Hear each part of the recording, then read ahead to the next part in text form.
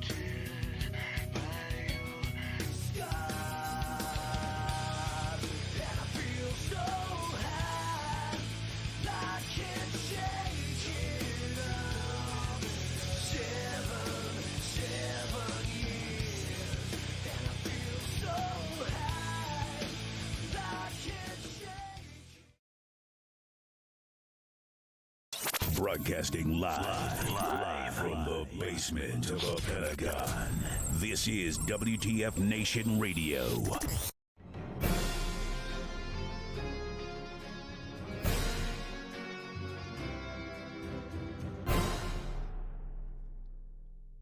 Welcome and welcome one and all. Today is March 15, 2022. This is episode 91 of Pop Culture Warrior. It's the show where I stay up to date on all the ins and outs of what's happening in pop culture so you don't have to.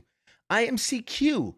I'm the Pop Culture Warrior. And this is the point of the show where I typically say joining me as always is the man in the bubble, the voice of the unpop culture, my very good friend, Mr. Radar. But Mr. Radar's not joining us tonight.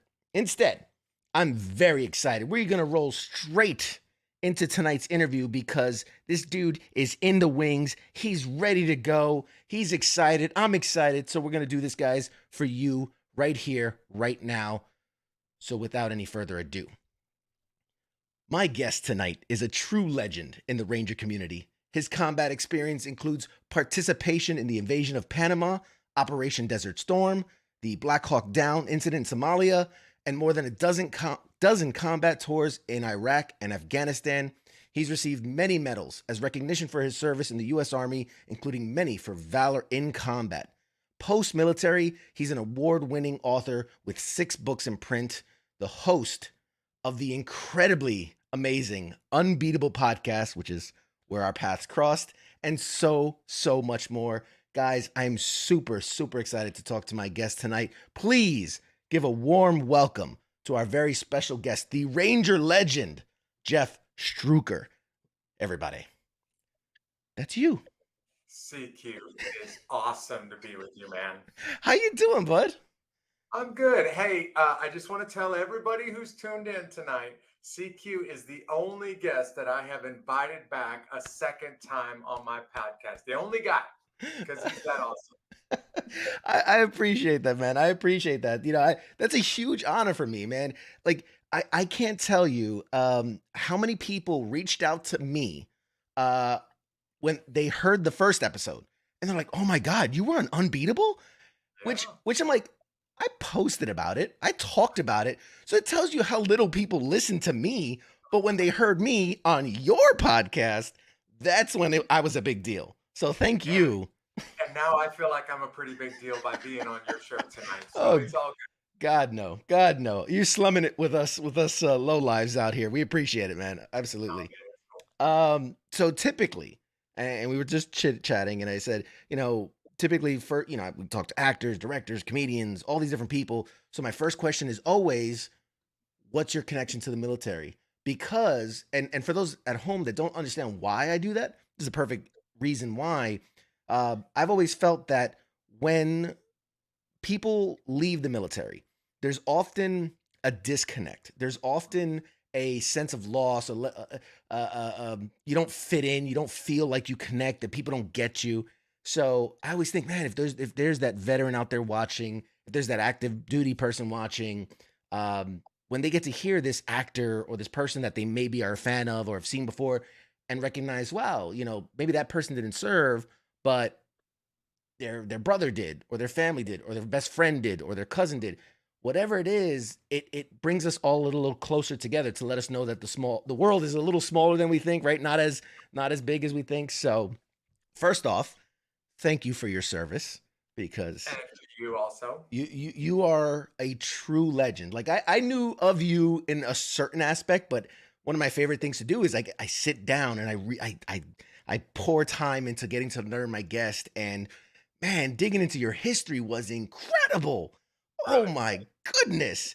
So just as a tease, because I really want to go as chronologically as we can, because there's so much there. We're gonna try to pack it into this hour, but as a tease, let me just highlight a couple of your accomplishments, okay? This is the things you wear, and I'm gonna put up a picture now that you can't see it, but the audience can. It's a couple medals, a couple badges, a couple things. Combat infantry badge, combat action badge, master parachutist, Ranger tab, Pathfinder, master military free fall parachutist, Silver Star, Bronze Stars, not even counting all the V devices and the oak leaves, the meritorious service, joint service, Army commendation, another joint service achievement, Army Achievement, Army Good Conduct, National Defense, Armed Forces Expeditionary, Southwest Asia Service, Afghanistan Campaign, Iraq Campaign, Global War on Terrorism, Expeditionary, Global War on Terrorism, NCO Professional Development Ribbon, Army Service Ribbon, Army Overseas Ribbon, Kuwait Liberation Medal.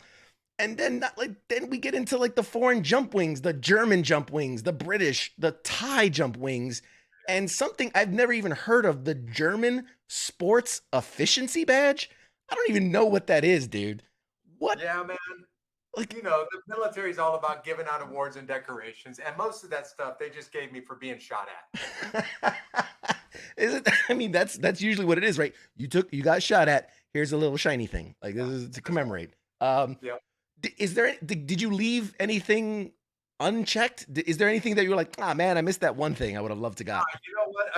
When I joined the Army, I had a couple of goals in mind, and by God's grace, man, I had a chance to go hard after almost all of those goals. They didn't all work out, but most of them, did work out with a lot of hard work and a lot of training. Good God. I was like, the only one I could think of that wasn't there was like the little scuba bubble, right? Like, okay, that's one of them that didn't work out, man. I went down there, I washed out in the first week. I had to go home. I did the drive of shame, had to go back to my unit and say I failed. And thanks for bringing that up. It's still salty for me. Thank you. A little salty, I gotta sprinkle. I gotta knock you down a peg, man. You got too much. You got too much going on. Thanks for bringing that back up, man. I'm gonna have trouble going to sleep tonight. Every time he walks by a pool, he's like, "Oh God, no." Okay, so let's rewind the tape. Take me back. You are born in Iowa, right? Yep. And you enlisted at 18. So give me a quick synopsis of the first 18 years. Who was Jeff pre-military? Yeah, my parents divorced when I was pretty young. I lived with my mother, and the only reason that's important is because my mom struggled to make ends meet, so she moved every time there was a better job offer. And I don't mean once or twice, 22 times before finishing high school, 4 high schools in 3 states. Some school years, I moved 2-3 times in the same school year. And at 18, man, I didn't have a future, didn't know what I was going to do with the rest of my life. So I went to a recruiter while I was still in high school. That's kind of why I ended up in the Army.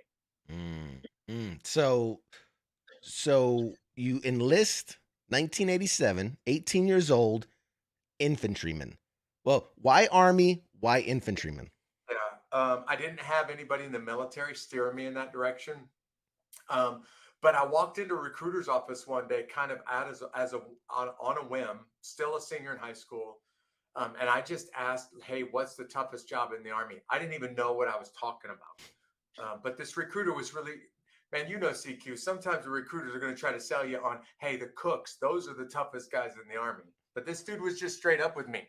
And he was like, hey, Jeff, the hardest job in the Army is the Airborne Rangers, and you're probably not going to make it, but if you want to give it a shot, I'll see what I can do. And that's really how it went, man. It was just, I walked in totally ignorant, and this guy took good care of me. Yeah. You said you didn't have anybody steer you towards it. I think what it should have been is, if you knew someone in the military, they would have steered you away from it. They'd have been like, that's... Well, my grandfather served in World War II, and after I enlisted, he was like, Jeff, whatever you do, don't volunteer for anything. I was like, hey, Granddad, I already volunteered for the Army. I volunteered for the infantry. I volunteered for Airborne. I volunteered for the Ranger. I haven't even started yet, and I've already volunteered for all of those. He's like, what are you thinking, man? Oh, God. So, okay. So you go in. Did you do Airborne right out the gate? Did that run? Yeah. Okay, so it was basic AIT Airborne Ranger? Yeah, back in the day, it was just bam, bam, bam, straight into the Ranger Regiment, and that was my first assignment in the Army. Good Lord. That is a grueling, 6 months of just training, just nonstop. Wow. Okay. And you went on to serve about 10 years in the 75th Ranger Regiment, positions ranging from Ranger Reconnaissance Specialist to platoon sergeant. Fast forward a little bit. You're involved in the invasion of Panama in '89. Yeah. What can you share about that time in your life? Well, here's something that you guys will find crazy. I moved so many times before joining the Army that I didn't really have a place to call home. I mean, sometimes I didn't live in one spot for more than 6-8 weeks. And then I joined the Army, and they leave me in one assignment for 10 years, literally. Showed up as a private. I left there 10 years later as a platoon sergeant. And I was like, good gracious, man, I've never lived anywhere this as long as I've lived somewhere in the Army, which it's supposed to be the other way around. But right. Yeah, I'd been in the Army a couple of years when we were getting ready to invade Panama. And, I'm in the Special Operations Unit, which means everything that we do is clandestine. And I'll tell you how old I am, man. We were carrying the old pagers back then, like beep, beep, beep, beep, beep. Hey, drop what you're doing, come to work kind of thing. There was a little, secret message that would show up on the pager that let us know this is for real, go to work. So in the summer of 89, the relationship between the U.S. and Panama was starting to get strained. And I'm telling you that because the pagers went off, man, 5 or 6 times over a 6-month period. Stop what you're doing, rush to work, pack all of your stuff up. We're going to get it ready to go to war. We're going to invade Panama. Then at the last second, it just got turned off again. And that happened again and again. And I was starting to get frustrated with it. Like, I'm just over this. Spin me up, get me all excited, and then send me back home. And on December 17th or something, December 16th, the whole unit was supposed to sign out on Christmas leave. I'm getting ready to sign out the next morning. Everybody else is getting ready to sign out the next morning, at first light the next morning. And at about 11 o'clock at night, the pagers go off. And I'm like, no way, this can't be, they can't be playing games with us. But in my mind, I knew this one's got to be for real because all of us, the big boss has got his leave form in, like I've got my leave form in, like nobody's going to jack around with all of those leave forms. So sure enough, I show up to work and they're like, hey, Panama again. And this time it's for real. And I ended up going down there about 24 hours before the invasion began. The Ranger Regiment provided the search and rescue force for the whole invasion. A handful of us showed up 24 hours before the invasion and then kill Panamanian Defense Forces and capture the country's leader, Manuel Noriega. That was our mission. Wow. And in that order, kill the PDF, capture the president. I mean, I can't imagine that feeling in that moment. And we already got a couple comments coming in, so let me just get to them now. The trolls are out at it today. No, everybody's super impressed. Everybody is blown away. Jim said, "Man, even Jesus has to salute you." So there you go. And Pete likes to mess with me. So he goes, "All right, between the two of y'all, who has more medals?" I'll give it to you. I mean. Definitely CQ. I mean, no. First of all, now I think. You said medals. I thought you meant masks and movie paraphernalia on the wall behind. Right. Medal in the body. I think CQ wins that one. Medal in the body, medal on the body. I'll tip my hat. But I would like to say we should compare because remember I only did 6-7 years before I got injured. So maybe if you take that chunk of time and you weigh the average. You probably had a good lead on me by year 6. It's fine. I was that guy who had 2 awards on my chest for the first 5 or 6 years in the Army, and I'd already been to combat twice. Yeah. Nick's out there. Hey, Nick. He says, I don't want to brag, but I have an Army service ribbon. No big deal. So, God bless you guys. You guys are awesome. Hey, solid. Got to have a sense of humor about these things. And Mark, I think Mark is saying hi to you, Jeff. He says, good to see you again. I met you at Eagles Landing Church. Oh yeah, Mark. Yeah, I was there just a couple of weeks ago. Hey, Mark, what's up? There you go, man. You got fans, brother. You got fans. People following you. No. I'm on your show. You can blow smoke, but on my show, I'm here to lift you up. Okay. All right. So let's jump forward a little bit. 90, 91, Operation Desert Storm. Walk us through it, man. What's going on? Yeah. So this one was a bit different, and every combat operation, since Vietnam, the Ranger Regiment kind of kicked things off. And that was the plan going into Desert Storm. But at the last second, Desert Storm became very much an air campaign and then tanks and armored personnel carriers. And the Ranger Regiment got pulled back. In fact, the war had kicked off and we felt like, man, did we miss something? So it was we were a long way into the war before the Ranger Regiment got sent over there. And I went over there to do this big mission on the border of Kuwait and Iraq to drive Saddam Hussein back out of Kuwait. You know, back in the day, Saddam Hussein did in Kuwait what Putin is doing in Ukraine right now. And the whole mission was to just push him back out of Kuwait. And that's really where the operation ended. What we ended up doing back in 2003 is going back over there and doing version 2.0, which was really, you got to depose the guy, you know. I was that one. Yeah. That's My goal or my job in Desert Storm was go provide reconnaissance for a Ranger battalion who did this big mission on the border. I got out there in the desert, caught between the Kuwaitis and the Iraqis, got caught in a firefight out there, and it really wasn't that intense. So, you know, not a whole lot to write home about. Yeah. So again, jump forward a couple years. Now, for those that don't know you and aren't as familiar with you, I mean, one of the biggest, you know, incidents probably in your career was 1993. You were there during the Black Hawk Down incident in Somalia.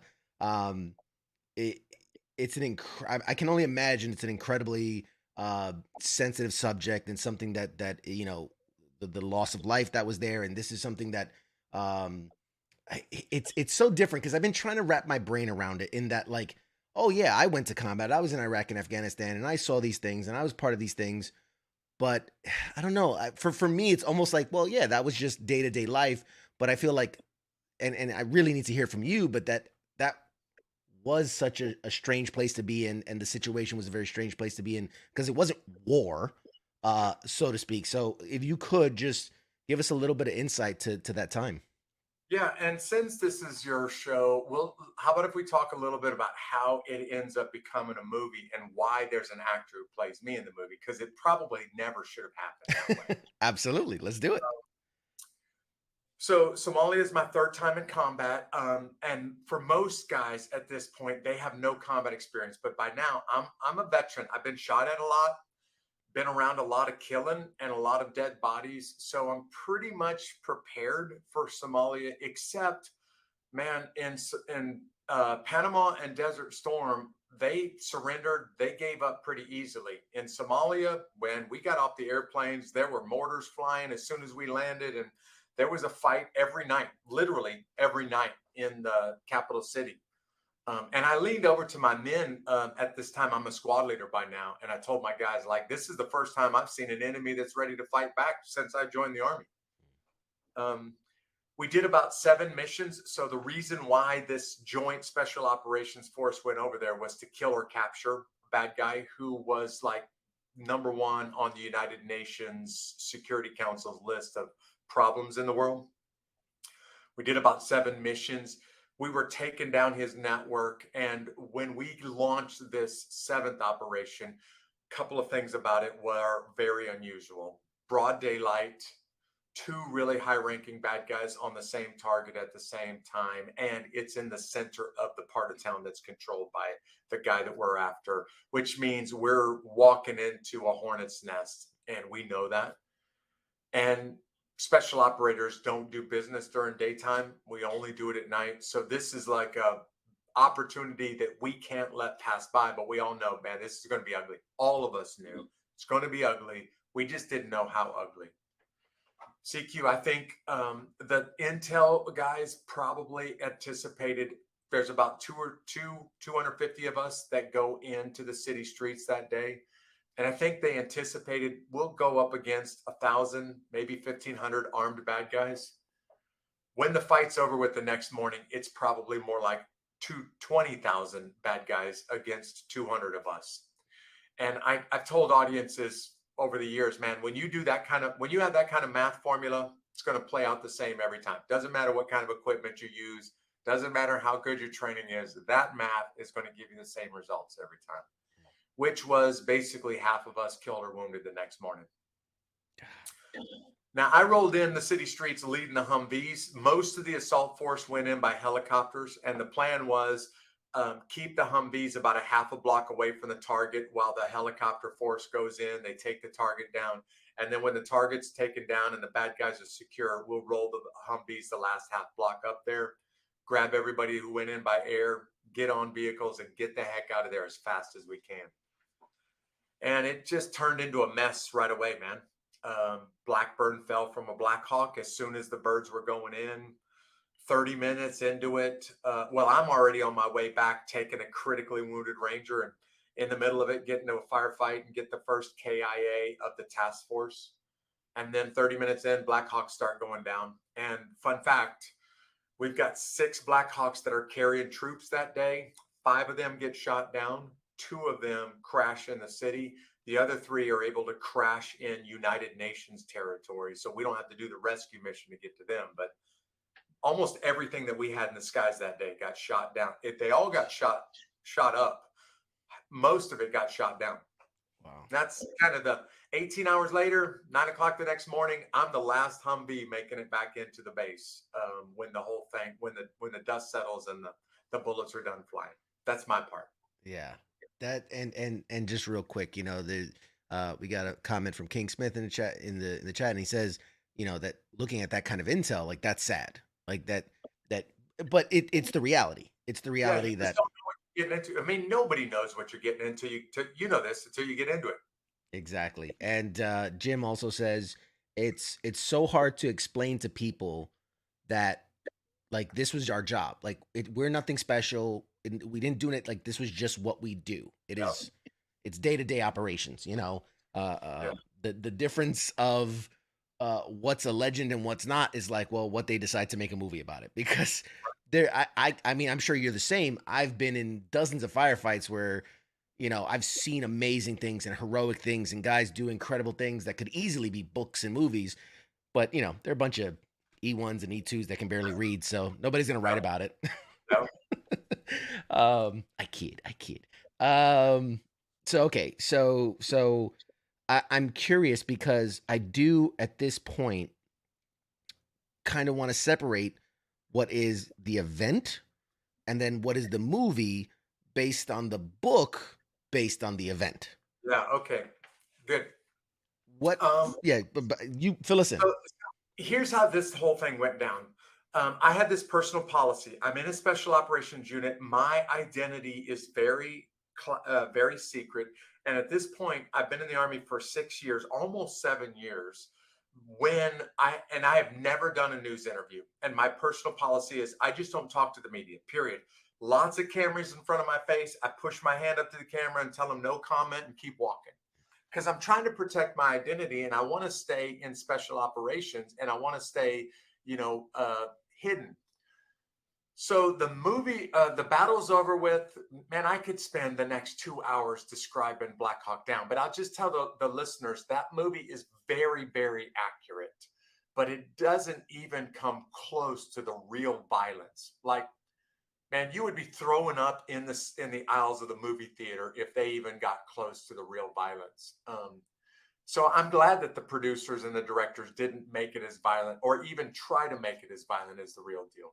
Yeah, it's a hard thing to walk, right? Because you want to. I mean, this is not a documentary, right? This is trying to bring to light events and to show the horrors of conflict and the things, but to a certain extent where it can't be triple X rated because there's heads flopping off and things. So that's a hard rope to walk on. But go ahead, continue.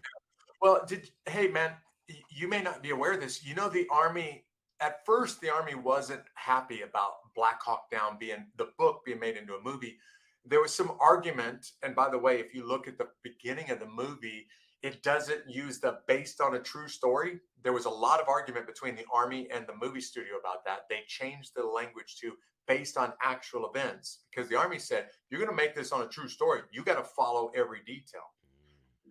But when the arguments finally settled, the Army decided, if you're going to do this, we're going to do this right. And so here's what we're going to do. We're going to send real pilots. We're going to send real helicopters. We're going to send real Rangers. We're going to send real people that are still on active duty and still doing the thing over there to film this movie for you. The Army dumped $2 million into that movie. And hey, there's a scene in the movie where a little bird helicopter flies in the city streets and lands in the city streets and picks up one of the guys that's at the crash site, Dan Bush. The pilots that flew those scenes in the movie were actual helicopter pilots from the same unit that flew in Somalia. And the guy who flew that scene in the movie actually did that in combat. Same guy. Yeah.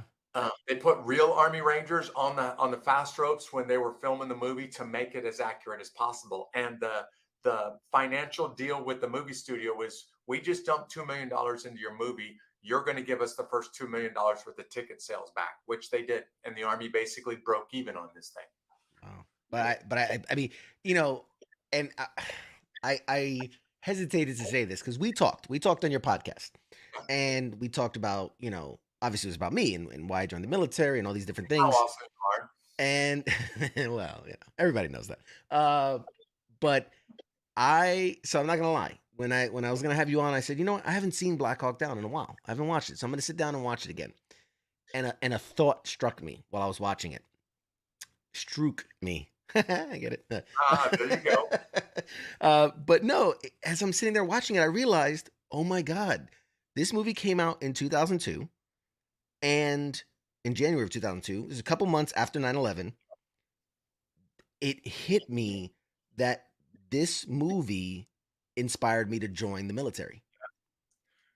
And I'm sure a lot of people out there like that.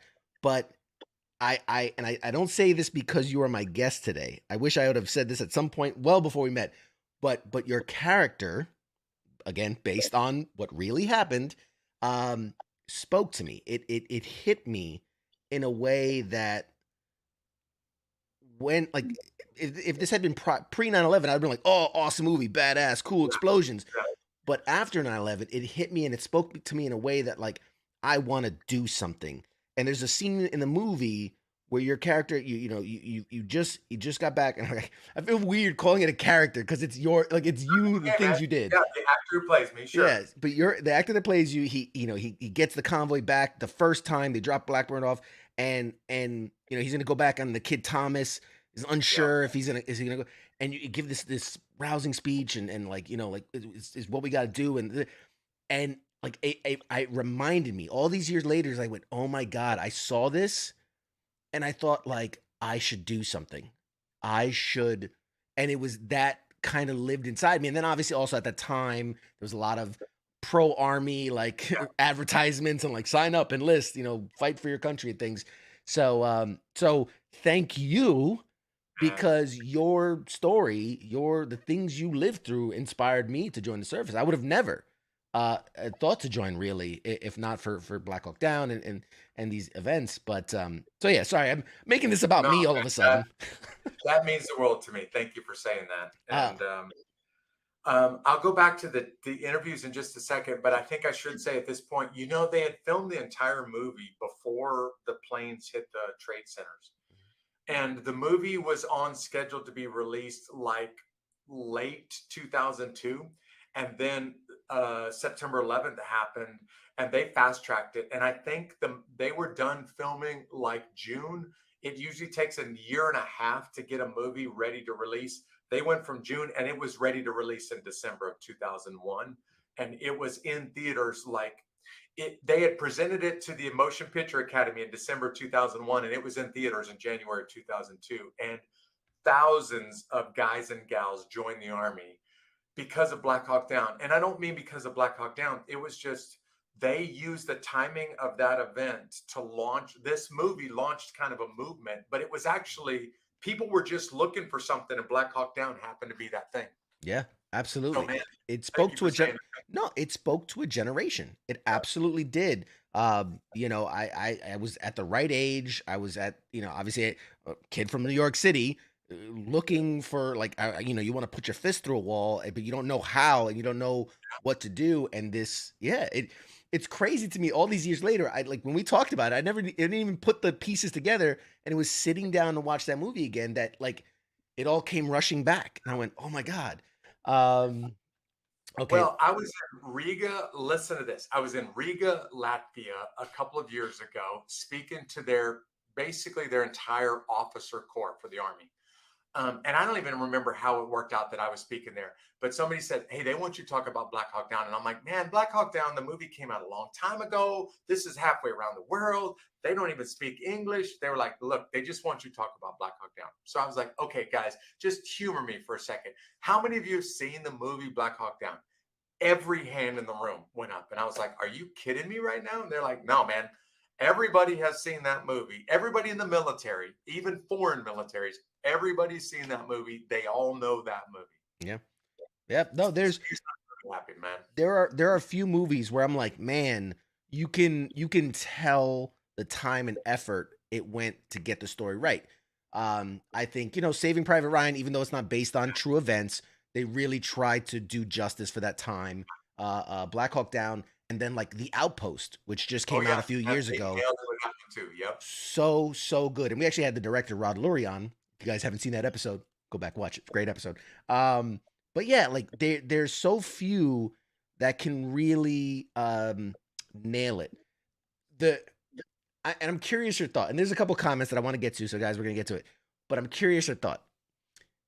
So there are lots of movies, and I'm thinking American Sniper. I'm thinking, like Black Hawk Down, where we get to see these truly incredible, maybe once in a lifetime of service kind of events, but they're not the typical military experience for most people. So I'm curious when you talk to people, because obviously that's the height, right? That's for a Ranger, for an infantryman, that is the adrenaline rush. That is the goal. That is what we've trained for.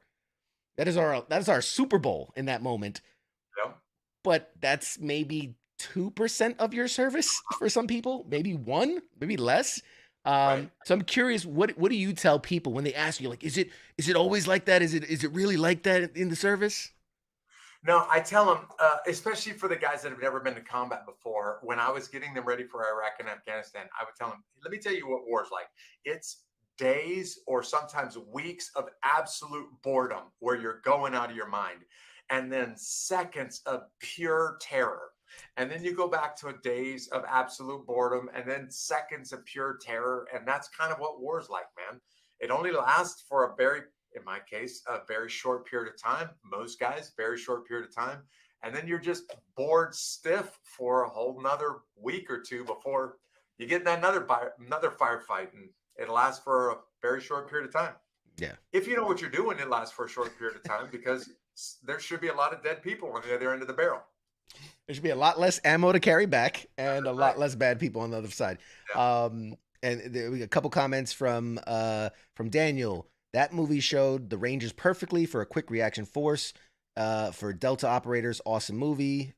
Josiah says, I read The Outpost and enjoyed it, including the movie. Heath wants to know, I can answer this for my research, but I'll let you.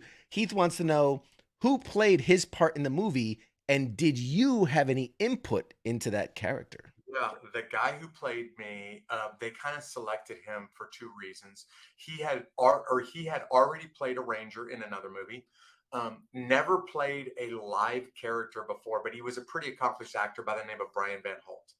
And he did a lot of training with the Ranger Regiment to prepare him for this movie.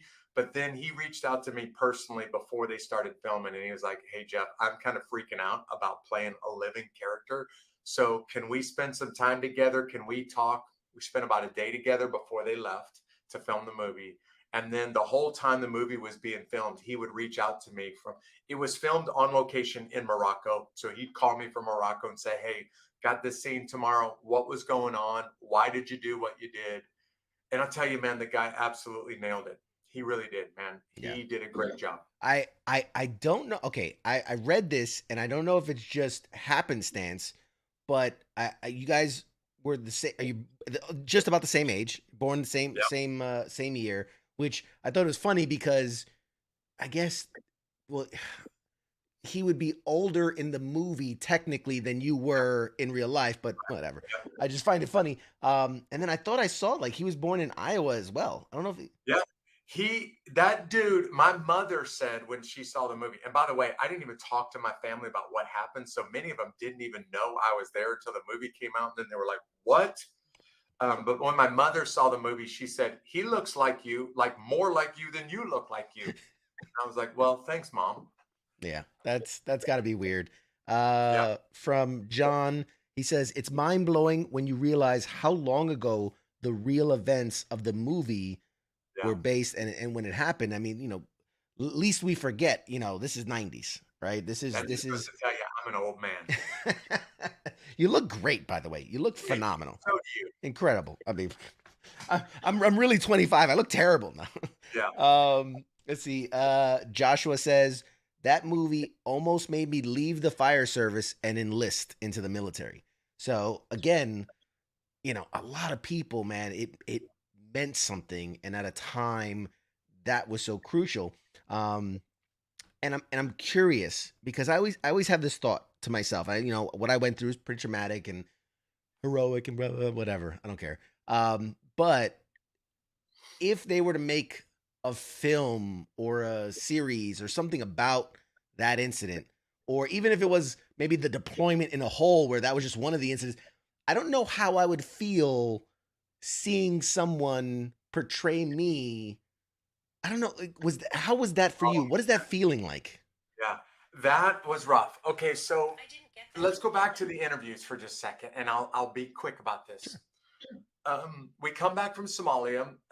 My battalion commander calls me in his office, and he says, "Jeff, tomorrow morning or tomorrow night at X time, you're going to be in the conference room and you're going to do an interview about Somalia." And I was like, "No, I won't, sir. I don't do that." And he's like, "I don't think you understood. I'm not asking you. I'm telling you, you're going to go do an interview." So I show up in the room, just me, and there's a reporter. There is a lieutenant colonel intel guy from the special operations community, and there's a World War II Medal of Honor recipient in the same room, just me. And this reporter starts hammering away with questions, and I'm like, "Can't answer that. No, I can't talk about that. Can't answer that. That's classified. We don't talk about that with anybody. I don't even talk about that with my best friend." And every single time that a reporter asked a question, I'd say, "Can't answer that." And then the intel dude who gets paid to do this would say, "Yeah, you can answer that. Oh, you can answer that one too. Yeah, you can tell him that." And I'm like, "Hold on just a second. We don't tell anybody this." He's like, "You can tell him." I, to this day, don't know how this reporter got that kind of access. No one has ever got that kind of access before. Long story short, I do an interview, and there's hey, everybody who's watching this now needs to know there was nothing special about me. I did not do anything exceptional in Somalia. Everybody who was around me should have been interviewed. Everybody should have been the star of that movie. The interview, me and 3 or 4 other guys did interviews, personally selected to do interviews. Those interviews made it into the newspapers, which broke the internet. The newspapers came out in print and on the internet, and it set the internet on fire, which caused the book publisher to reach out to the reporter and say, "We want to give you a lot of money to write a book." The book comes out and it goes to the New York Times bestseller list like first week and stays there forever. And the movie studios start reaching out to this reporter and saying, "We're going to give you a crazy amount of money if you'll write the screenplay so that we can turn your book into a movie." Telling you guys this because I did not do anything special in Somalia. I gave an interview. That interview is the reason why there's an actor who plays me in Black Hawk Down. I didn't do anything better than my friends or the buddies that were to my left and to my right. Well, I just did an interview. Yeah, no, and I coming from a guy that I've uttered the same words where it's like I didn't do anything special. I did more or less the same exact thing everybody else did. We're all just trying to get home alive. That's right. Protect our guys to the left and right. Yeah. And I will say that, and having just watched the movie recently too, like it's a pivotal part of the collective story. And I can see why your part of it is so important. I mean, you led a 3-vehicle convoy through intense fire, like both ways, going several times that night, back and forth. Yeah. I mean, it's an incredible thing, with how many people were wounded, with how many people were killed, with the, I mean, insurmountable almost odds that and I'm curious, was the speech real? Was that like that really happened? It actually was. That all really happened. And the guy who made that comment to me, he was in my squad, the only other guy that was married, and basically was saying, if I go out there, I'm going to die. My wife's going to be a widow. And I'm like, man, listen, I'm married too. I'm scared too. If we don't go out there, everybody in the streets die. If we go back out there, we're probably going to die. What are you going to do, man? I'm getting on the Humvees. I need you to get on the Humvees with me. And he did. That dude stayed around the Army, went to another special operations unit, and retired with great distinction. And I didn't say anything rousing to him. I was just acknowledging, man, I'm scared too. But it's times like these that separate the men from the boys, man. And being courage doesn't mean you're not afraid. In fact, it's kind of insane not to be afraid. Courage is when you step up and grab your balls and you do your job even when you're afraid. That's real courage. Yeah, you have to turn off that I don't want to say will to live. That's the way wrong way to say it. You have to turn off that self-preservation part. That voice in the back of your head that's saying, "Don't do this, don't do this." You have to shut that thing off. Yep. Yeah, you have to just go and attack. By the way, Jim says, and I'm assuming he's commenting on your looks. He says you look like you're about to go into a phone booth and come out as Superman. Come out with my Superman clothes on. See, guys, they're appreciating a good-looking man. So good for you. I prefer Captain America to Superman, but thanks, Jim. I feel you. We're along the same lines. Hey, back to your question real quick. Yeah. So I'm trying to stay classified and I'm trying to stay hidden. So I asked the reporter, please don't use my name. And he's like, I don't know, man. And then when the book comes out, I'm like, please don't put my name in the book. And he's like, I don't know, man. So when the movie comes out, I just kind of begged this guy, don't use my real name. And I just assumed that they would change my identity. I get a phone call one morning from guys from the Ranger Regiment. They're like, hey, Jeff, you know what I'm doing right now? I'm like, PT? They're like, no, I'm eating breakfast. And I'm sitting next to a guy who's on the other side of the table. He's an actor. He's got a name. He's got a uniform on, and it has your name on it. I'm like, no way. Tell me they didn't use my real name. And CQ, from that moment forward, I could never be anonymous again. Like, man, the truth is, when I walk into a room in uniform while I was still in the Army, people would nudge each other and they would kind of whisper, like, that's the guy. You're like, look at the name tag. That's the guy. And I begged them not to use my name. So that movie changed what I could do. There was one other job that I wanted to do in the Army, and I couldn't do it after that because I could no longer be, I could no longer slip underneath the radar. Everybody recognized the name. Yeah. Damn. That's, yeah. That was a question I was going to ask about, following that natural progression, right, of infantry, ranger, and then, into the special forces and things. But it makes sense when an event like this happens and you become as known as you are, that kind of defeats the whole clandestine operations. No more being clandestine after that. Like, everybody recognized that's the dude right there.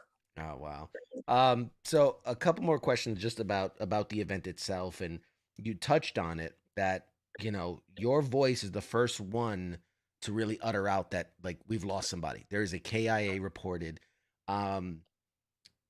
What is that? I can't imagine I'm very fortunate in my career that although I lost friends and I lost people, like, I never had to be the one to make that call. And it's almost like a bubble that I protected myself of, like, well, I never had to say the words. What does that mean to you to have reported that and in that moment? Man, that was rough. I was in the fight of my life at this moment. Like, I was getting hit from everywhere and it was point blank range. My platoon leader had been doing another mission when we got called and rolled out. So my platoon sergeant was kind of running the patrol. And my platoon sergeant started calling me, asking for a status report. And I blew him off because our SOP was, look, if you're fighting, you get to the status report when you get a chance, but don't worry about it. So I just like, hey, man, I'm in a fight. I'll get back to you when I get back to you. And he just wouldn't let it go. So he kept hammering away, just like the movie shows. He just kept hammering away. So just to get him off my back, I was like, hey, man, I got one guy who's down and I'm still fighting for my life. Leave me alone. Let me do my job. And he just wears me out on the radio. So just to get him off my back. And you know what a combat, the network sounds like in a combat operation, man. There's 50 voices going all at the same time. on the same network having lots of conversations. So I told him, listen, man, Pilla's dead and I'm in the fight for my life. And I threw the handset of the radio down. I'm in the Humvee. And at that moment, I got a little speaker box. So I'm listening to the whole fight go on. And the entire radio net went silent, just like the movie. Like literally everybody stopped talking. And I think what I just told the whole task force is, this thing is deadly serious. Like, hey, man, we were really good and, you know, about as good as you can get against those numbers. But now when I said Pilla's dead, I think everybody listening to the radio said, uh-oh, it's probably going to be me next.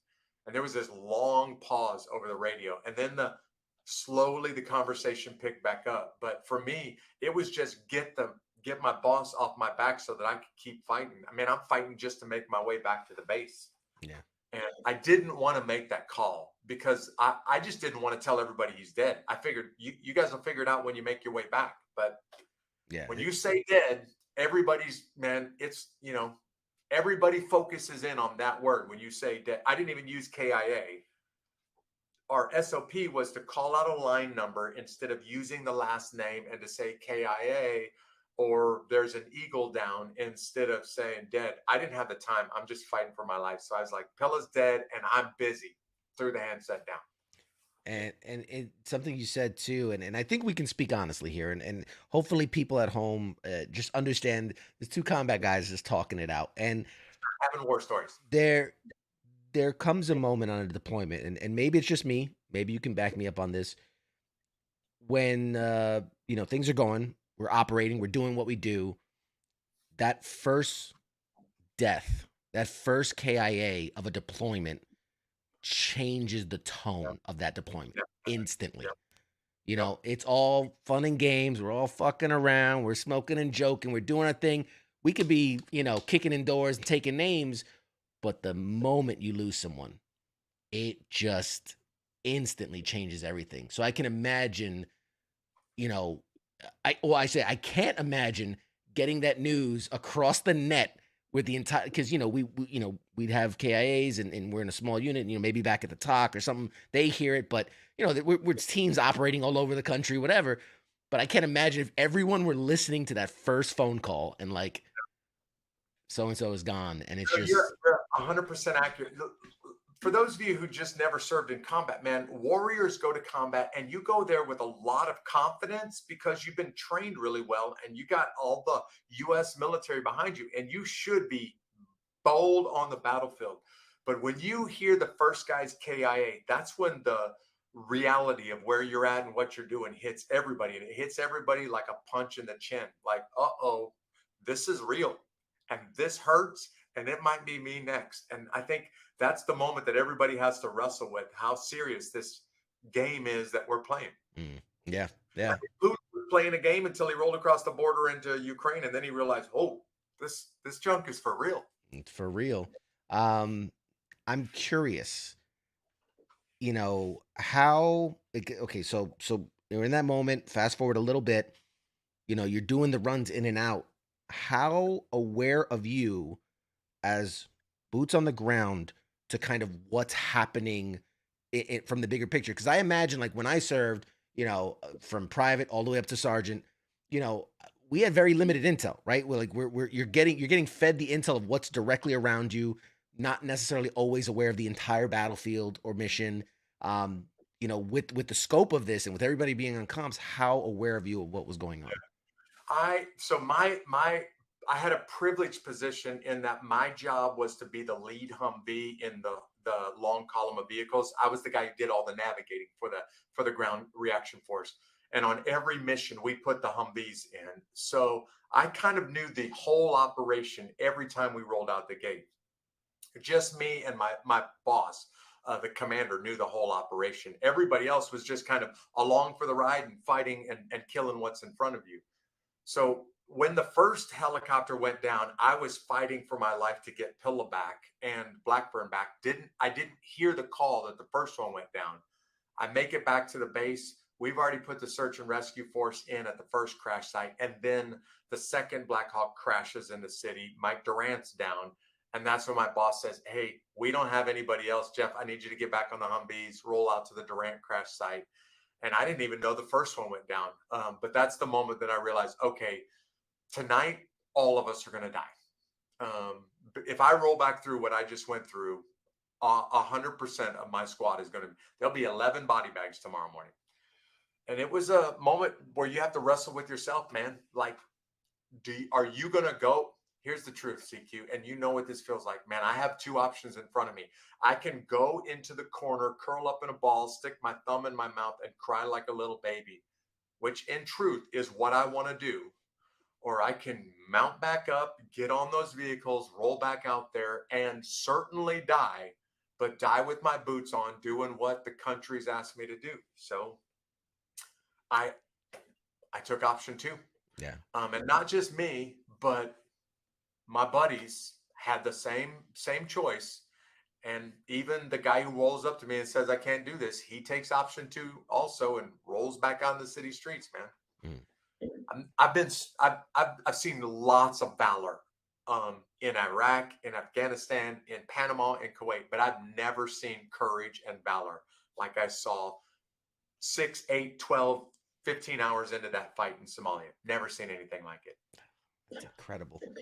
Because everybody knew, man, I'm rolling back in the city streets with just my rifle against 20,000. There ain't enough bullets in my magazine to win this fight tonight. Damn. And obviously I served in Iraq. I served in Afghanistan, and we fought enemy, but I watched that, and I think of, we were fighting against these, like, the guerrilla tactics, and they're hiding and popping up, but it's like, I can't envision, like, seeing a wall of people coming at you and like, but with intent, you know what I mean? With nothing but intent to end your life. And that, it was basically the opening scene from the movie Saving Private Ryan for 18 hours, man. That's what it was. Everybody in front of you just wants to kill you. Hey, by the way, just to honor you, that picture that's on the wall behind me is helicopters going into an LZ in Afghanistan and dropping guys on the side of a mountain, man, just to honor you. I appreciate it. Thank you. Yeah. And the last question about this, and my God, it's already been almost an hour. Hey, tell you what, I'll go a little bit long. Maybe we'll save some time for a few questions that come in from Absolutely. Yeah. If you guys have questions, by all means, for Jeff, put them in the chats and we'll get to them. My biggest question is, after all this settles down, and this event is over, you've sat back, you reflected, how do you reconcile? How do you go, okay, back to the office? Like, how do you go back to service and not, did you consider leaving? Did you consider hanging it up? No. We got an unprecedented offer. The guys that were over there fighting, most of us got killed or wounded. When we got back, check this out. Ross Perot Jr. was running for president of the United States, and he made a phone call to our unit, and he basically said, anybody wants a job, I'll give you a job right now making a lot of money. Anybody who needs help and are not getting the medical treatment that you need, I will personally pay for whatever you need. So virtually my entire unit left. And a year later, there was me and 3 other dudes that were in Somalia still in the unit. CQ, for me, I recognize my faith played a big role in the way that I fought that night, but not just fighting. The next morning, when all of my buddies were really torn up inside about what just happened, I was at peace. I was at peace, like, hey man, God chose to spare my life. I pull the trigger, he pulls the trigger. Whoever pulls the trigger first lives. The other guy who pulls the trigger last dies. I just happen to be the guy who pulls the trigger first. And I didn't wrestle with what happened in Somalia, but I watched all my buddies wrestle.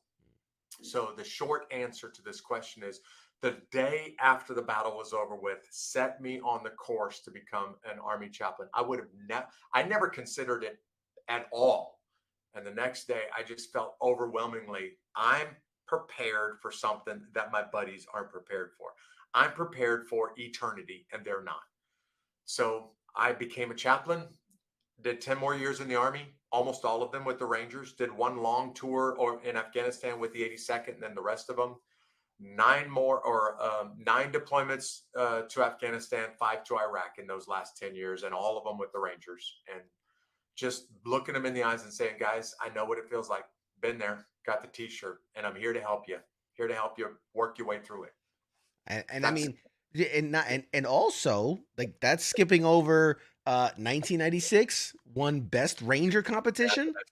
Competition. I mean, Yeah. that's a huge honor in and of itself. That is an incredible honor. And like I said, we could dive into all this another time where we could really deep dive. 1998, United States Army Reserves Officers Training Corps, ROTC, non-commissioned officer of the year. I mean, dude, come on. Like, this is huge. And then, like you said, in 2000, your enlisted service ends. You graduate from seminary. You get commissioned as a chaplain. I mean, you go on to do incredible things. Obviously, you know, a short while later, you know, 9/11 happens. In that moment, are you ever wrestling with like, oh man, if I could be boots on the ground again? Yes, Oh, definitely. So my goal as a chaplain, I'll just say this real quickly, is I wanted to be the kind of chaplain that if my unit's going to be in a firefight, I'm going to be right next to them. I'm not going to be back in the rear in the tent drinking coffee. I'm going to get next to you when we get shot at. And when we're sucking down 107 millimeter rockets in Afghanistan, I'm going to be right next to you. And maybe the rocket hits me, maybe it doesn't, but I need you to see that I'm okay and I'm comfortable in combat getting shot at. So you can go out there, do your job, because yeah, it's intense, but it's not that bad. So that was my goal as a chaplain, to be right next to them when they were getting shot at. Incredible. And then while doing all this, you start writing some books.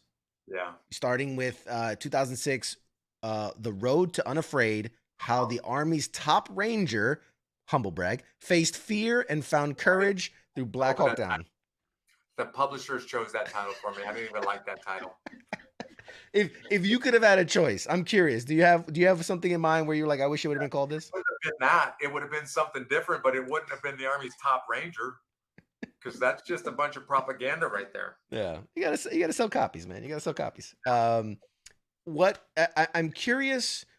So at this stage, and really, I did want to dive deep into the chaplain part of it too, but for sake of time, what from your operations history and then from your chaplain time contributed to the writing of the books, to putting it all on paper? Yeah. So the movie Black Hawk Down came out while I was still on active duty, and man, my phone started ringing off the hook. And I mean, I was getting invited to go to speak to massive audiences all over all over the world while I'm still on active duty. And I get 300, 500 people requesting me a year, and I had to turn down 490 of them.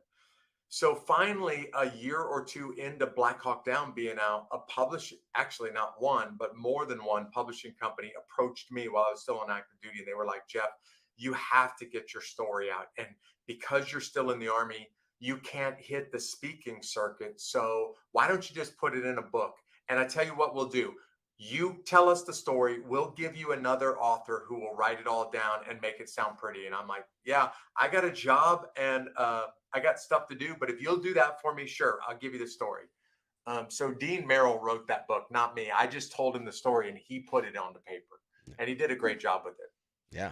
And then you did, you know, there was other Certain Jeopardy in 2009, Blaze of Glory 2010, Fallen Angel, Hide and Seek.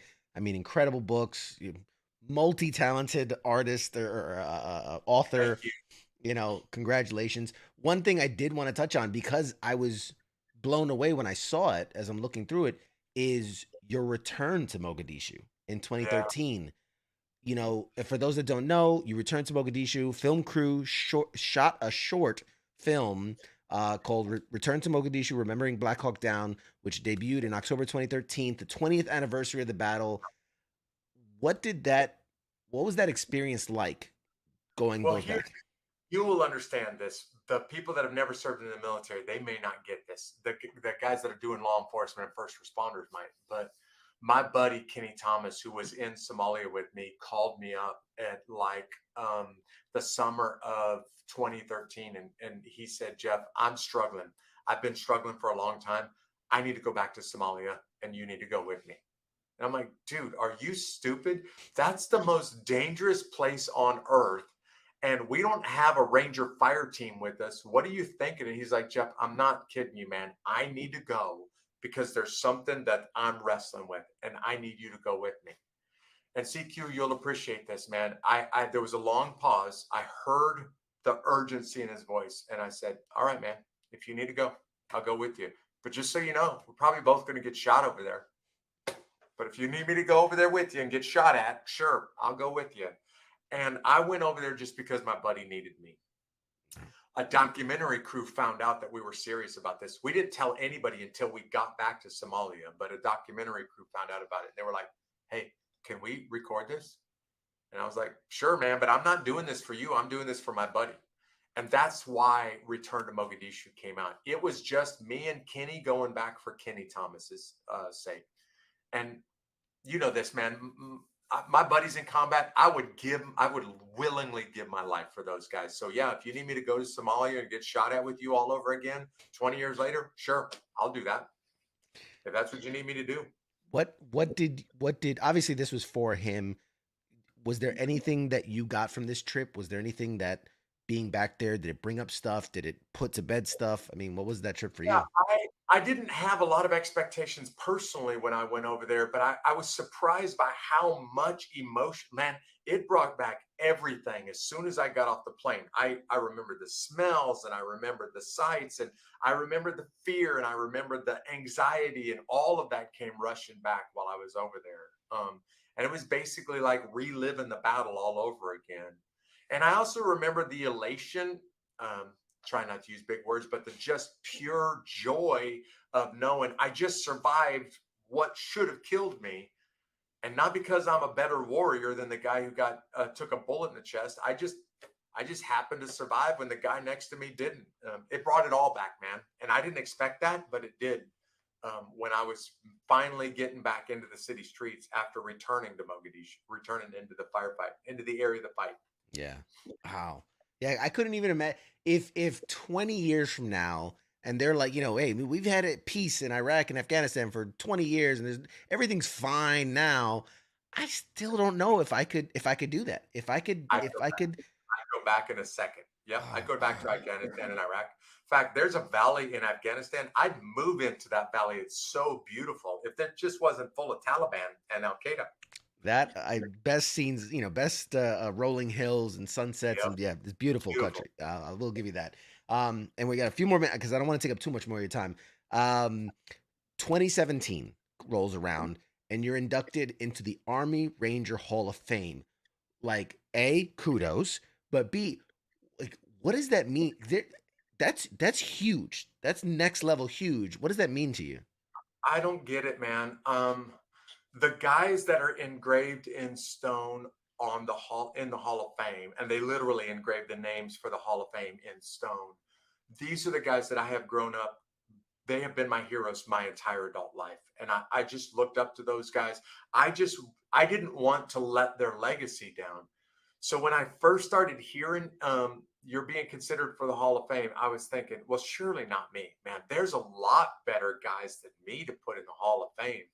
And then when they kind of notified me before the official information came out, like, hey, man, the voting was done and you are definitely going in. I was like, I don't get it. It doesn't make sense to me because there are other guys that definitely should be in the Hall of Fame, not me. And to this day, CQ, I don't understand why it's me. I think winning Best Ranger, and I think Black Hawk Down had something to do with that. But I don't deserve to be in Black Hawk Down, and I just happen to be one of the guys. I did Best Ranger enough that at some point you're going to win if you just keep after it long enough. So I don't know, man. I still don't understand it. I really don't. It's an incredible thing. I think, I by no means am I in anybody's Hall of Fame anywhere, but I've won a couple little. On the Unbeatable Podcast Hall of Fame, being the only guy to appear twice, man. God, you keep beating me to it, but but this is it. Like I've been lucky enough to be given awards for different things, but I get where you're coming from. I feel the same. It's almost this sense of like fraud, like I'm just a guy that went through a thing and came out the other side, and yay, ticker tape parade. Like I don't get it. I don't. I don't want to become, I'm trying to be cautious personally. I don't ever want to become the guy that says, hey, everybody, I'm a pretty, like, I don't know if you heard about me, but I'm a pretty big deal. They call me Ron Burgundy. I don't ever want to become that guy. So I want to remind myself, Jeff, all you did is get shot at. I kind of want to remind NFL superstars, like, all you do is throw a football for a living. So you're really not that big of a deal in the grand scheme of things. And Jeff, all you did is got shot at. You're really not that big of a deal in the grand scheme of things. Yeah. Yeah. I've got, I truly believe in that. The heroes are the ones that didn't come home. You know what I mean? Like that. I think we all can get behind that. I do want to touch on Unbeatable, the podcast. You've done the infantry thing, you've done the ranger thing, you did the chaplain thing, you did the book thing, you did the speaking thing, you did surviving hell thing, and you're like, well, screw it, what's left? Let me do a podcast. Like, when did that germinate? Well, I'll tell you how Unbeatable happened. In the middle of COVID, man, everybody worldwide was just sucking it up like a punch in the gut, and many people just didn't know how to handle it. And I thought, one of the things that Black Hawk Down gave me the chance to do is I meet people all the time that have these incredible stories. And like you, CQ, they're willing to share their story with me because they heard about what I went through. So they're like, hey, Jeff, can I tell you what I went through? And I'm like, man, these guys and gals that I talk to when I'm in the hallways or after I'm done speaking, their stories are much more impressive than mine. And then I just decided I want to motivate people. And the way that I want to motivate people is I want them to hear the same stories that I've heard. And I want people to hear, if a guy like CQ can do it, then maybe I can do it. Or if a gal like this lady can do it, then maybe I can hang in there. And my whole goal, COVID is really what brought this on, was to just say, I'm going to give you story after story after story of people that were just knocked down and kicked while they were down. And they got back up, dusted themselves off, and said, I will not give up, and you will not beat me. And I'm just trying to create, and I call it the unbeatable army, man. I want to create an army full of people that say, you can't beat me because I won't quit. Oh, that, and I'm speaking for you at this moment and going like that, everything you've done, like that's a legacy to leave behind. Yeah. To leave behind a world better than you left it, to say that there are people who, whether it was my words or something I did or someone I brought on, that touched them and set them on a path to living their best life. Not necessarily think anything good for me, right. but right. living their best life. Like, that's a legacy I can get behind.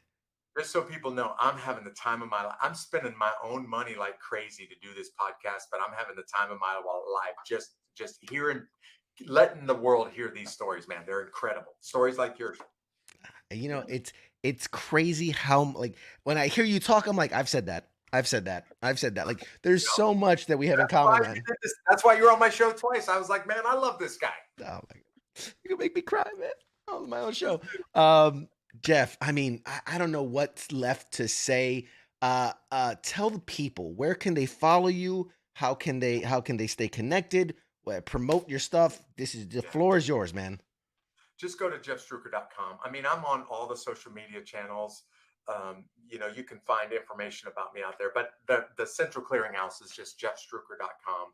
And if you don't know how to spell it, just do a Google search and Google will tell you how to spell the last name, because it's hard to spell. Yes. It's Struecker. Yes, Struecker. Not Strucker, like True, Struecker. Yes, because I come from the comic book world, and it's like there's always Strucker. So it's, damn you, Strucker! It's Baron von Strucker that everybody's trying to kill. And yep, totally get it. That's awesome. Probably a distant relative of mine. I love that you know that. It pleases my heart so much that you know that. And at some point, man, we got to do a T-shirt swap. I got to get you a Pop Culture Warrior shirt. I want an Unbeatable shirt. An Unbeatable Army T-shirt. Let's do it. Yeah, let's do it. Shoot me one, and I'm sending one your way. Got you, bet. All right. I think we did it. We fit. I wanted to go a little deeper in you, but 2-hour interview in an hour and 11 minutes. Hey man, God bless. I'm getting better and better at this, dude. I love the podcast. People, please give it a chance. Don't even listen to my episode. That's how much I'm gonna back this. Plural, because he's got a second one that's dropping soon. We'll talk about that later. But no, like seriously, check out the show. It is so inspiring. I take something away from each and every episode. It's incredible to hear these stories. I couldn't even tell you my favorite. I literally couldn't. Mine. There you go. Mine. Yes, Hey, that's let right. me put this on you, and I'm gonna make it easy. I'm gonna take myself off the board. What is the one episode so far that jumps out that you're like, man, people got to listen to that one for sure? Oh man, I did an interview with a local business owner. The guy's kind of a nobody, but he lost his wife to suicide. She put a gun to her head. And he had the balls to make a video and put it out there on Instagram. And it went from like 0 to 100,000 hits. And the video was basically like, hey, I don't know why she did this, but if you're struggling, don't get to where my wife was. That guy, his name is Jason Mckenzie. And when I was while the interview was going on, I was sitting back like, this dude is incredible. Look at this guy. He's incredible. I was just, man, I was blown away. My social media didn't stop blowing up about this guy. And he's the kind of guy that you could be standing next to him in the grocery store aisle, checkout aisle, and you would never know that's what this dude has been through. But the real story behind the story is he had the courage not just to keep on trucking after losing a wife, but to make a video just so that somebody else didn't do the same thing she did. And that video is the reason why I brought him on. And man, lots of people have said that episode really, really changed me because I was in a bad place till I listened to that episode. Off the top of your head, do you remember what number it was? No, but I do want to say, CQ, you're number 2 on the list. So lots of people said, man, when CQ said that medic threw himself over you to basically become a human shield to you, it tore a lot of people up when you mentioned that on the show, man. Yeah, it's a and it's funny watching Black Hawk Down. There's a scene where they're in the room, they're working on the guy, and then a rocket comes in, and the first thing the medic does is throw himself over the body. And I went, oh my God, it's like I'm reliving it. And it wasn't a medic in my situation. It was actually another infantry guy. He was a combat lifesaver, so he trained to do a couple things. But again, just one of the guys doing something. What a dude would do. That's what we do. Without thinking. But Jeff, this has been, such a good night. I knew I was gonna have so much fun talking to you. You were awesome. The audience, by the way, I just kind of stopped, but they've been throwing love your way all night. We didn't have time to read it all.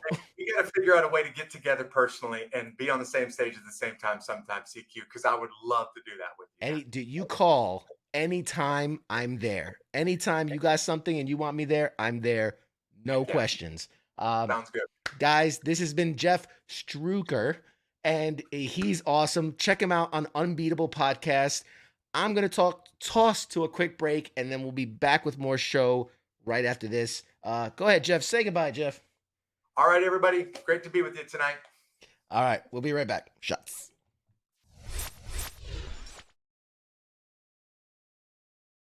You're listening to the sounds of WTF Nation Radio.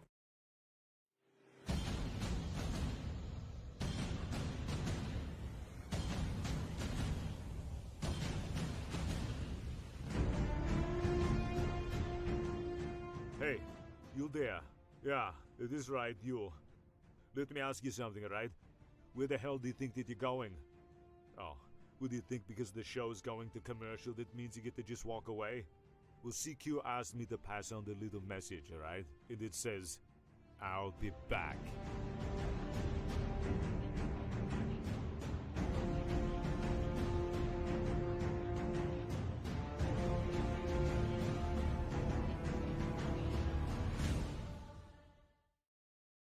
WTF Moments. This is WTF Nation Radio.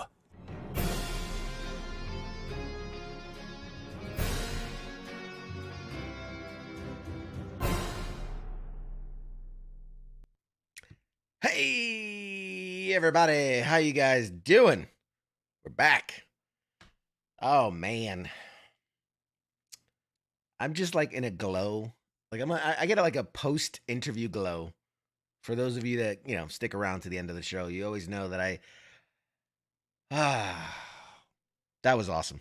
That was awesome. There's no radar.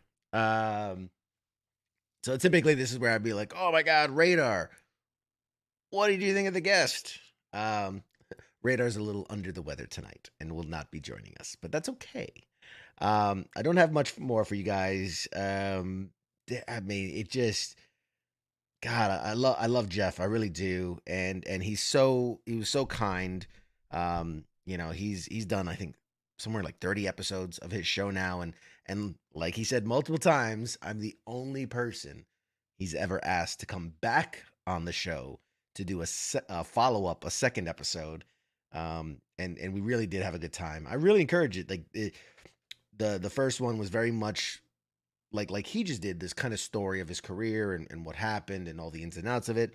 And then the second one was just a lot more stuff that I never really get to talk about. Talk about the resiliency after the fact, right? The not just the events. I think now speaking with him the other way around, I get it in that the first episode was very much the events of what happened, the facts, what was happening, what was going through your head.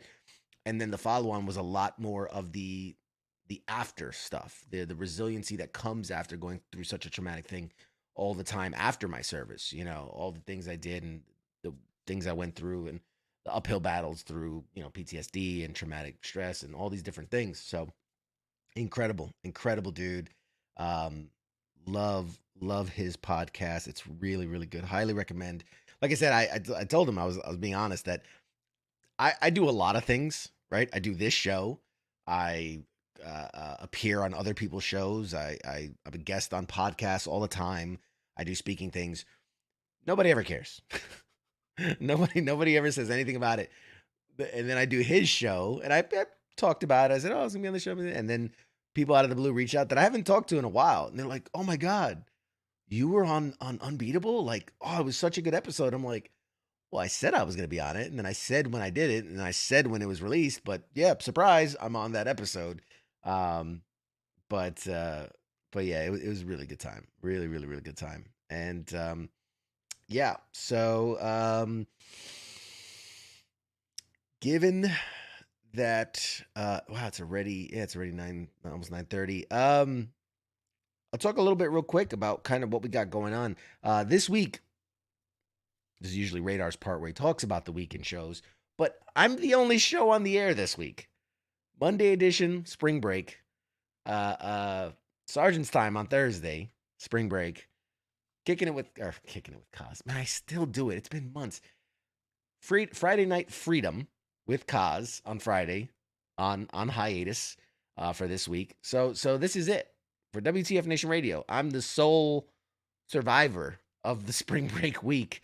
And so I'm glad we got to do something a little bit different, having Jeff and talking military and the history and that kind of stuff. I'm really glad we got to do it. And next week, we'll be back to our regularly scheduled programming.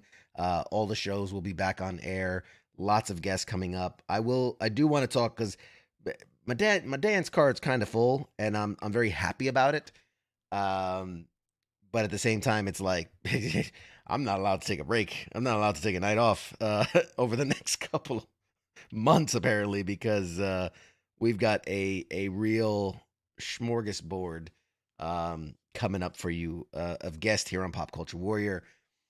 And I want to caveat one thing, and this is something kind of that the station, WTF Nation Radio's, the station has always had kind of a rule of like, we don't promote the guests until like the day of the show, right? We get a hard confirm that like, hey, we're going to be there at 8 o'clock, 9 o'clock, whatever. And then we'll post about it and things like that. So you'll see post that day of who the guest is going to be.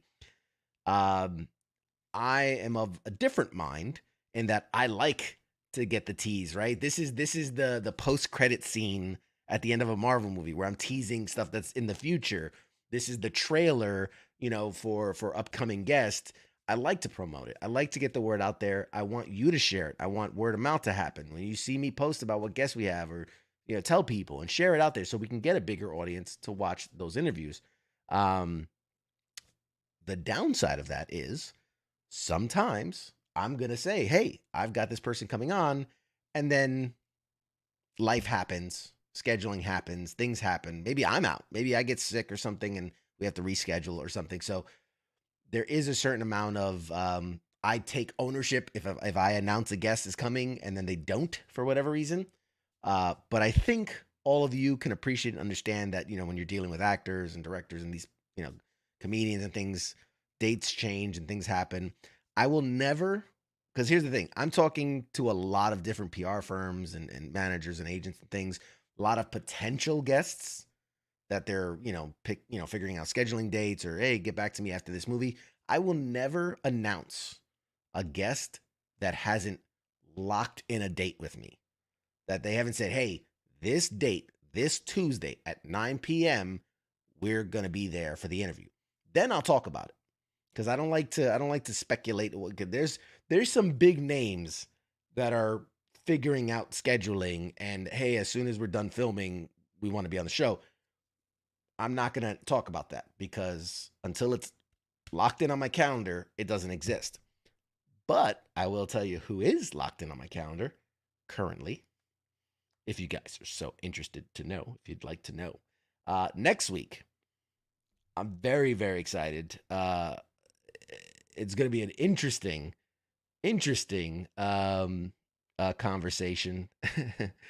King Smith says, bro, that was weird because you and him are eerily similar. I'm checking his podcast out. Yeah.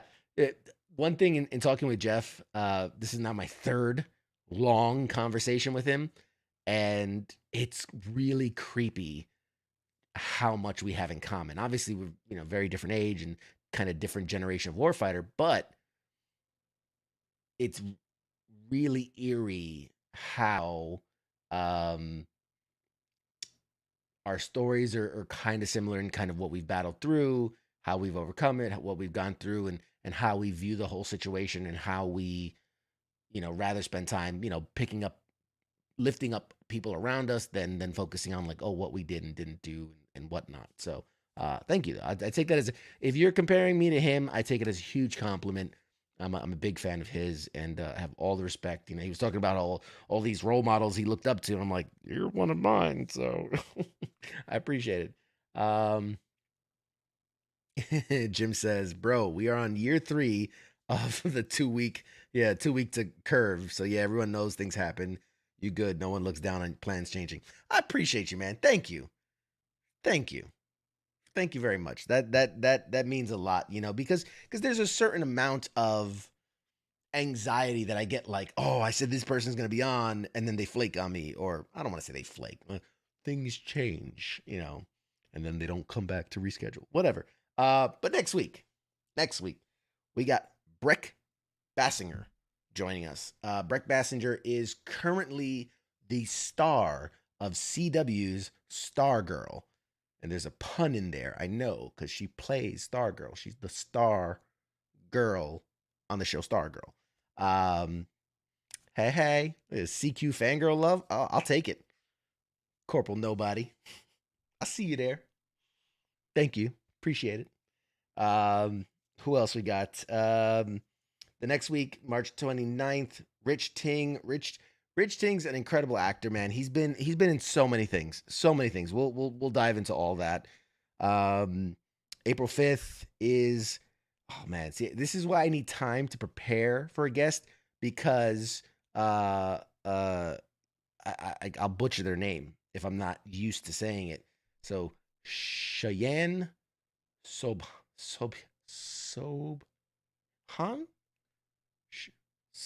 Cheyenne Sobhan. Anyway, he is one of the leads of the show DC's Legends of Tomorrow. He plays God, what's his character's name? Would it be Bayrod on this show, DC's Legends of Tomorrow. He's one of the wind guys. He blows the wind thing. You know what, Jim? Can I promote you? I'm gonna promote you to something. I don't know. Because you didn't lose the chance to interview them; they lost the chance to be interviewed by you. I'm gonna like that, man. I'm gonna the next time somebody changes plans, I'm going to or when they're like, oh, we can't be on the show, I'll be like, don't worry about it. I didn't miss out on anything. You missed out on me. That's gonna be my response.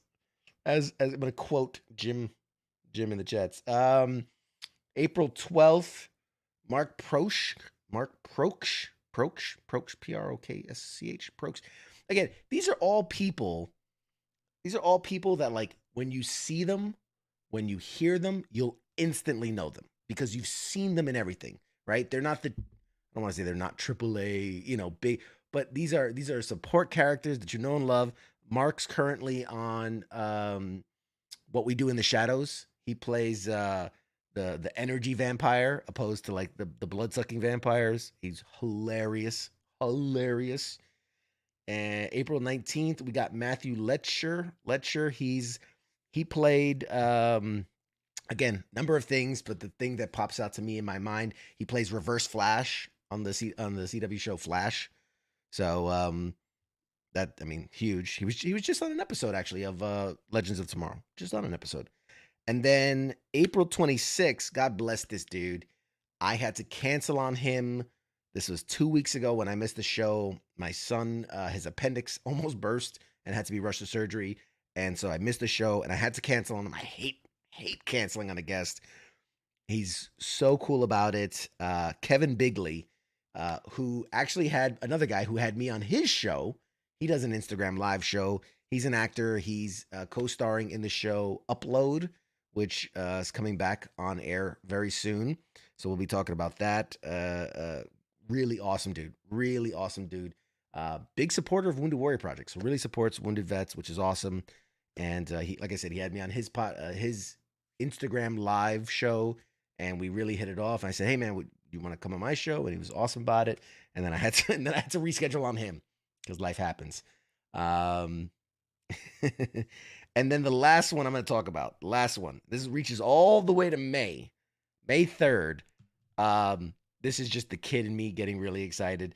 The voice of Tails from Sonic the Hedgehog. And this is Colleen O'Shaughnessy. She does a myriad of voice. She's a voice actress and does a myriad of roles, but obviously one of her most legendary. She's done the voice of Tails, everything from I think like the last 13, 14 years. She's been the voice of Tails and will also be the voice of Tails in the upcoming Sonic 2 movie. So she'll be joining us and very excited to have that conversation. Jim says, if we ever get Kevin Smith on the show, it'll be like a 9-hour show. Okay. Since it's just us and we're just chit-chatting, I've tried to get Kevin on the show. And for those that remember, I had Ralph Garman on the show, who is one of his co-hosts, his podcast co-host for Hollywood Babylon. Great guy. Awesome guy. So let me tell you real quick about the time I met Kevin Smith. I love Kevin Smith. I really, really do, man. I think he's an awesome dude. He was kind of one of my role models of saying, he was one of my role models of like, oh, I can get into podcasting. Cause like he always talks about like, he got into filmmaking cause he's like, well, I could do that. And he just did it.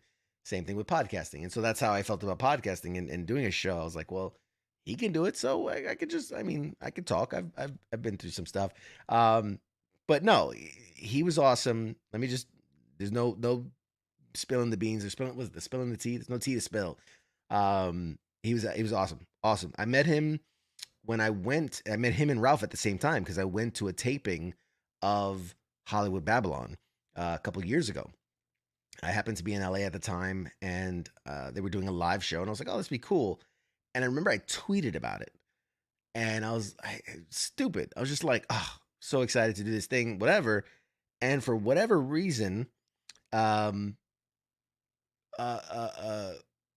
responded via Twitter, and he's like, oh, or no, sorry. Okay, sorry. Backtrack. I went to see the show.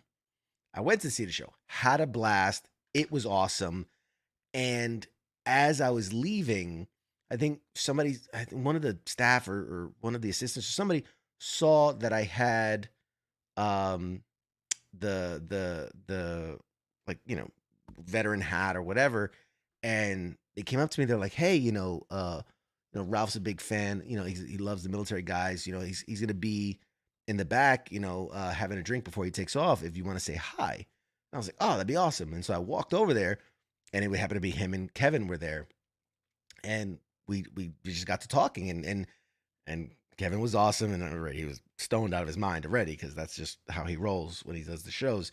But we chit chatted for a little bit, and that's how I met Ralph and Kevin, and then I remember after the show, I was just like, oh man, I was so hyped that I was like, man, this was awesome. I got to see the show, and we got a picture together. It was me, Kevin, and Ralph. We got a picture, and I posted the picture, and then he like Ralph hit me, like he was like, oh, like hit me back on Twitter. He's like, oh man, it was great to meet you, and this and that.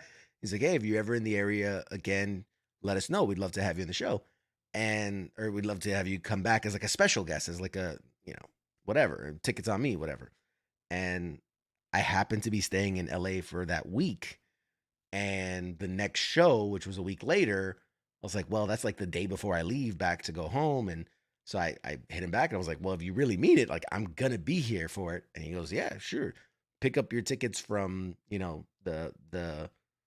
the box office or whatever. So I was like, all right, cool. Like, free show, whatever. And yeah, so the next week show comes, and the craziest thing, I woke up to the box office. I'm like, they're not gonna, and I'm like, Mr. So CQ here for whatever, and they're like, oh yeah, here's your tickets. Blah. And when they sat me in, they didn't sit me like in the general audience. Like I had like a booth, and it was me and my wife were there, and they give us like a booth, and it had like reserved for CQ, whatever, which was really nice. And the show was great. And as the show gets started, they're doing their thing. If you've ever seen a Hollywood Babylon, they have different segments, and they start to talk. There's a part where people that have come from a long way in the audience, and whatever. I guess they shoot him emails, and they say, oh, I'm coming in from Canada. And he gets his part, and he goes, hey, and we do have a special guest. We got, CQ's in the audience, man. And he's like, Kevin, you remember CQ? We talked to him after the show last week. He's like, oh yeah, no, I loved him. He was a great guy, and blah, blah, blah. And I had my dog with me, my service dog. I was like, oh, his dog was awesome, and this and that. And then Kevin goes, or Ralph goes, funny enough, I was, we were exchanging information, and I saw on his Twitter, I was like, he does comedy.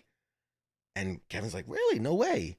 And he's like, yeah, he does comedy. And here you go. And like, they go to the big screen behind, and they play like my 5-minute clip of me doing comedy at the DC Improv for the entire audience. So like, and they're laughing, and they're loving it. And literally Kevin, they finished the video, and Kevin's like, oh man, he's really funny. He goes, man, we should have had him like open the show. We should have had him come on stage and kind of do the bit and open the show for us.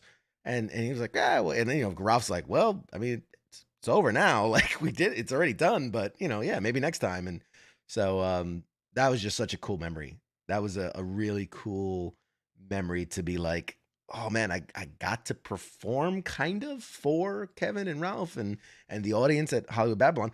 And I saved it somewhere where I'm like, I got to remember, episode 117. If you go into their podcast backlog, you can hear me. And at one point they said something to me in the audience. I forget what it is, but they're like, Mike, and you can hear my voice going like, yeah, because I was all the way in the back, and I'm like, yeah, that was me, and so yeah. Anyway, that's the one time I met Kevin Smith, and I've tried. He's a hard guy to nail. The dude does a million things, and he's a hard dude to kind of nail down. But I've tried, and I actually reached out to, if you know Kevin Smith, like Comic Book Men was a big show for a while. I've been to the shop. I've talked to the guys. I've got pictures with the guys, and I've talked to them like, come on my show, and they're always like, yeah, we want to do it, but it's these guys, they all live lives, and half of them already are on doing podcasting. So it's kind of hard to, when someone does a podcast, it's hard to get them on a podcast, because like, I already do this all the time. I don't want to do it on my off time too. So anyway,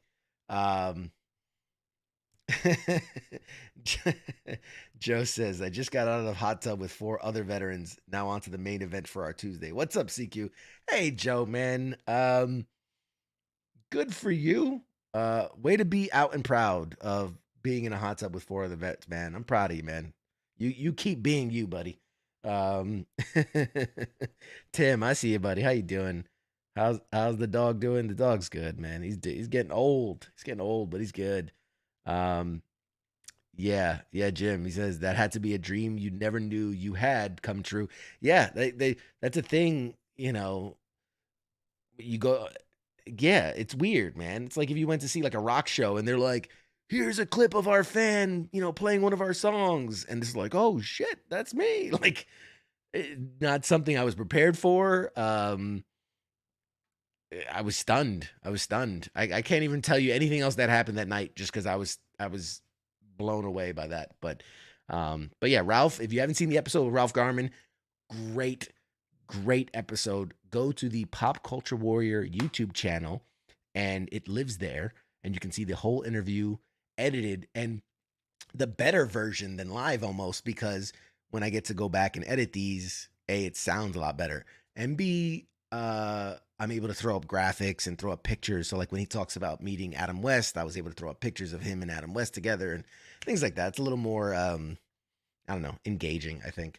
But yeah, so speaking of which, any of you people out there, if you haven't already subscribed to the Pop Culture Warrior YouTube channel, it would mean the world to me if you did.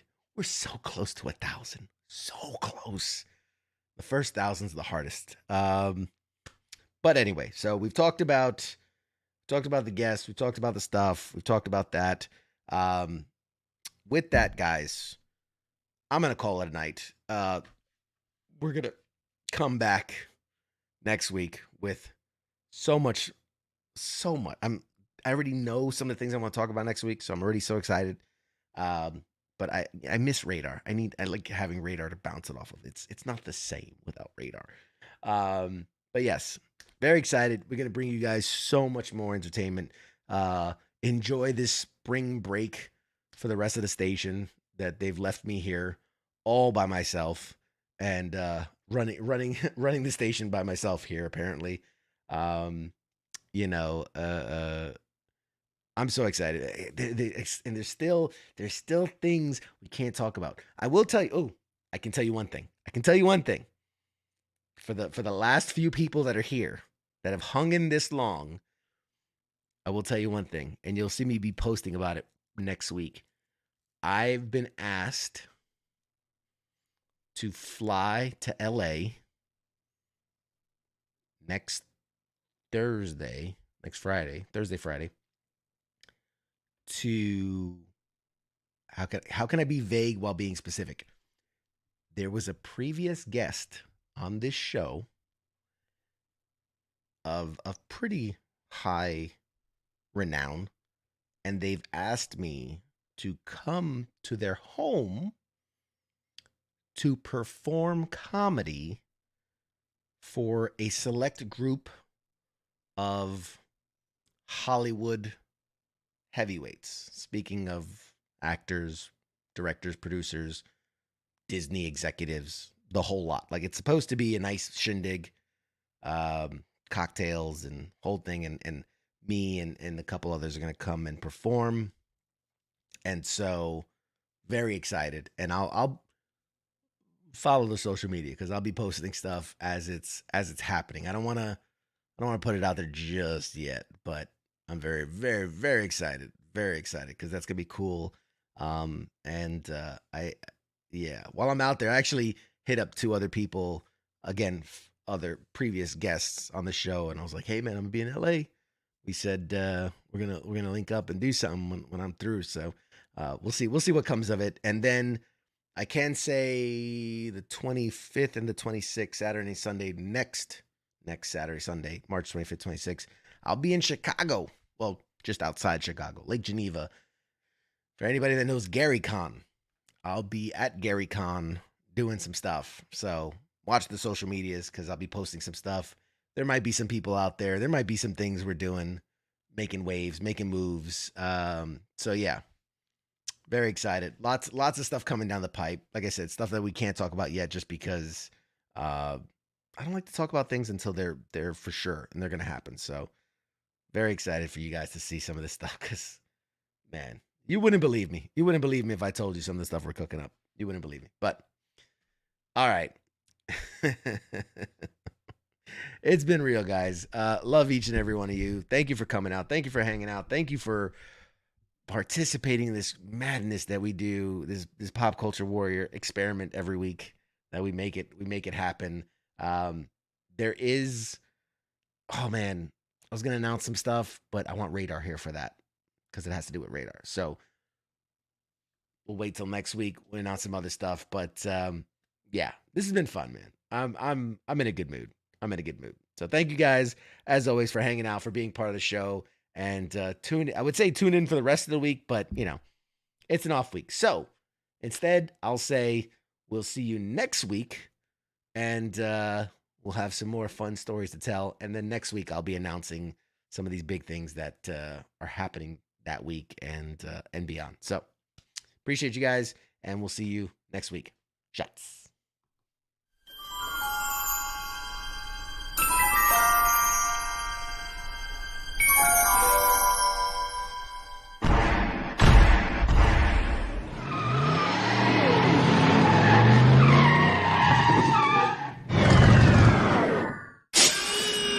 Doc!